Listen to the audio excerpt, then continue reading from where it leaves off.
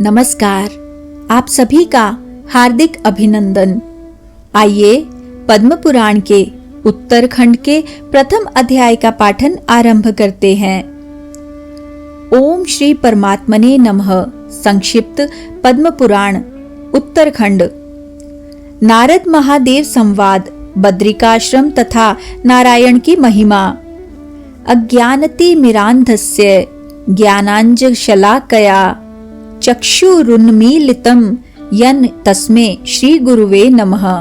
अर्थात जिन्होंने अज्ञान रूपी अंधकार से अंधे हुए मुझ शिष्य के विवेक रूपी बंद नेत्र को ज्ञान रूप अंजन की शलाका से खोल दिया है, उन श्री गुरुदेव को प्रणाम है। ऋषियों ने कहा, वक्ताओं में श्रेष्ठ सूत जी, आपके द्वारा वर्णित नाना प्रकार के उपाख्यानों से युक्त परमानंददायक पाताल खंड का हम लोगों ने श्रवण किया। अब भगवत भक्ति को बढ़ाने वाला जो पद्म पुराण का शेष अंश है, उसे हम सुनना चाहते हैं।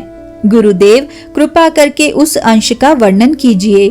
सूत जी बोले, मुनियों, भगवान शंकर ने देवऋषि नारद के प्रश्न करने पर जिस पाप नाशक विज्ञान का श्रवण कराया था, उसी को मैं कहता हूँ, आप सब लोग सुने।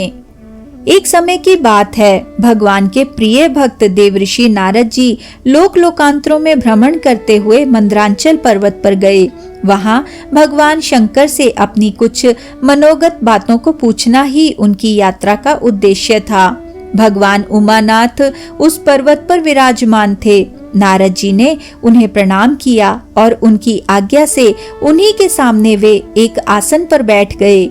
महात्माओं, उस समय उन्होंने भगवान शिव से यही प्रश्न किया जिससे आप लोग मुझे पूछ रहे हैं। नारद जी ने कहा, भगवान देव देवेश्वर पार्वती पते जगत गुरु, जिससे भगवत तत्व का ज्ञान हो, उस विषय का आप मुझे उपदेश कीजिए। महादेव जी बोले, नारद सुनो, मैं वेदों की समानता करने वाले पुराण का वर्णन आरंभ करता हूँ, जिसे सुनकर मनुष्य सब पापों से मुक्त हो जाता है। इस पृथ्वी पर 1,25,000 पर्वत हैं। उन सब में बद्रिकाश्रम महान पुण्यदायक एवं उत्तम है, जहाँ भगवान नर नारायण विराजमान है। नारद जी, मैं इस समय उन्हीं के तेज और स्वरूप का वर्णन करूंगा।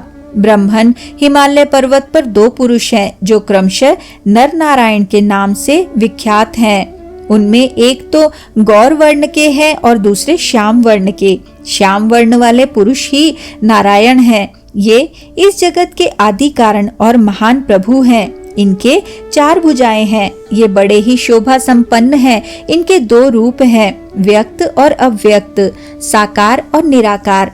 ये सनातन पुरुष हैं। सुव्रत उत्तरायण में ही इनकी महती पूजा होती है।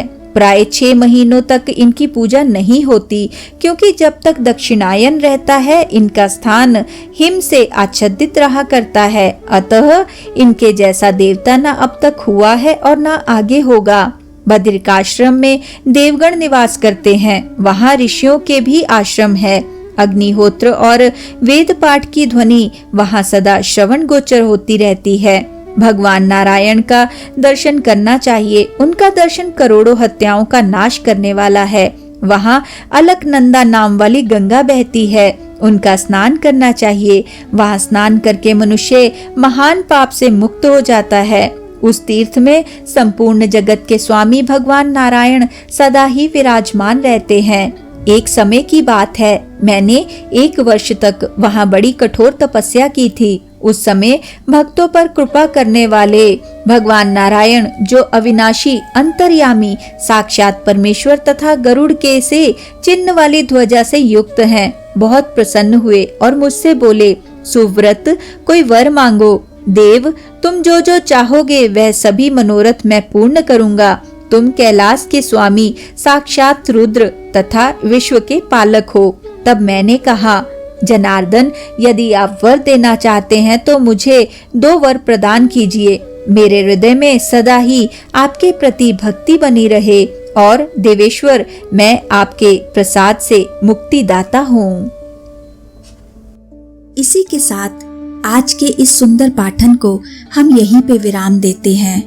और अगले अध्याय के पाठन के लिए हमारे साथ फिर से जुड़िएगा। आइए विष्णु जी के इस सुंदर मंत्र से आज के पाठन का समापन करते हैं। ओम नमो भगवते वासुदेवाय। ओम नमो भगवते वासुदेवाय।